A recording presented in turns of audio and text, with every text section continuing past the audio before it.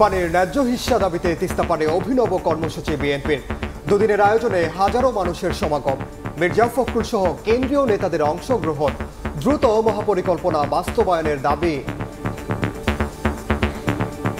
পানিতে ডুবিয়ে মারছে বর্ষাকালে, শুকনো মৌসুমে ন্যায্য অংশটা আমরা পাচ্ছি না। তিস্তা মহাপরিকল্পনা আমাদের এখানে বাস্তবায়িত হয়। উত্তরের জনপদের আমাদের যে উন্নয়নের চাকা ত্বরান্বিত হবে। ভারতের একতরফা নীতির কারণেই ন্যায্য হিস্যা থেকে বঞ্চিত দেশের মানুষ।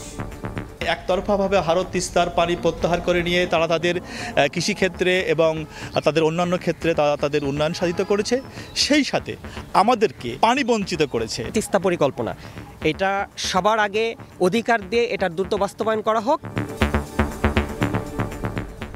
দেখছিলেন প্রধান শিরোনাম। দুপুরের সময় সঙ্গে আছি আমি ওমর ইনান এবং আমি আলিশা ইসলাম। এবার অন্যান্য শীর্ষ সংবাদ। রমজানে ৩০ টাকা দরে ১৫ কেজি এবং ঈদে কোটি পরিবারকে ১০ কেজি করে চাল উপহার দেবে সরকার। রোজায় ডিম, দুধ, ব্রয়লার সহ ভ্রাম্যমাণ গাড়িতে মিলবে গরুর মাংস। শুধু তৌহিদি জনতা নয়, যারাই মব সৃষ্টি করছে তাদের বিরুদ্ধে ব্যবস্থা নিচ্ছে সরকার, জানালেন স্বরাষ্ট্র উপদেষ্টা। রোহিঙ্গাদের এনআইডি পাওয়া ঠেকাতে কঠোর অবস্থান। সাবেক মন্ত্রী ইনু মেনন ও সাংবাদিক দম্পতি শাকিল রূপা ফের রিমান্ডে। গণহত্যার মামলায় ট্রাইব্যুনালে হাজির সাবেক মেয়র আতিক ও আওয়ামী লীগের ৫ নেতা।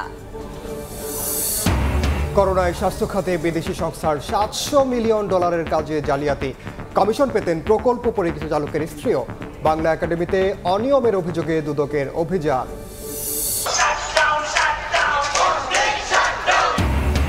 শিক্ষক সংকট নিরসনের দাবিতে শেরেবাংলা মেডিকেল কলেজে কমপ্লিট শাটডাউন। বরিশাল বিশ্ববিদ্যালয়ের ভিসির পদত্যাগ দাবি শিক্ষকদের একাংশের।